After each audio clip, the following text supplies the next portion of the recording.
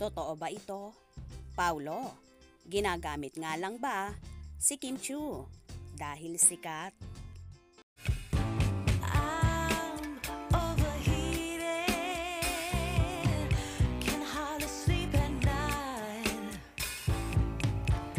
doing crazy dreaming. You're the reason why, hiding by the baby. Naniniwala ba kayo na ginagamit lang ng kapamilya star na si Paulo Abilino ang kasikatan ng multimedia idol na si Kim Chu? Marami kasing bitter na hindi matanggap ang Kim Pao tandem. Kaya naman samot-sari na lang ang nagiging ilusyon at mga hanas sa aktor. Ayon nga sa mga mahaderang chismosa, ay ginagamit lang daw ni Paulo at sinasakyan ang kasikatan at pagiging in-demand ng aktres. Siyempre, ilan ding Paunin supporters ang ampalaya para kay Kimi na sinasabing inaagaw si Paulo kay Janine Gutierrez, kung saan sinasabing ito daw ang jowa ni Paulo at ito rin ang kanyang dawan. Napabalita kasi kamakailan na nagkalabuan nga ang Paunin at muli nga ay nagkabalikan na maraming konsiderasyon ang naging usapan ng dalawa, lalong higit sa kani-kanilang mga ginagawang trabaho at mga makakatambal sa mga proyekto.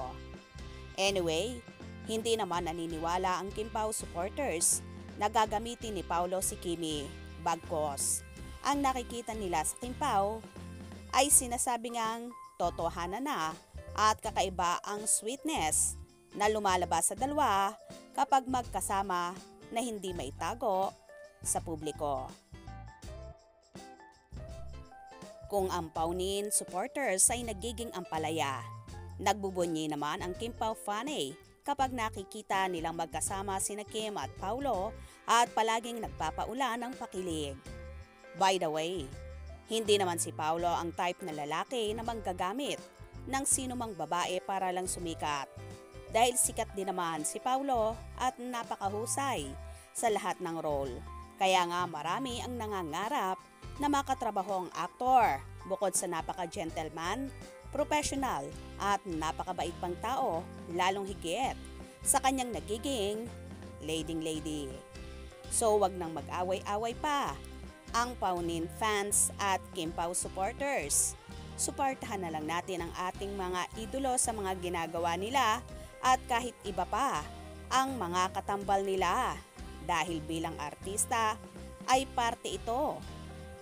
Kaya naman, wag nang maging ampalaya. Gets nyo ba?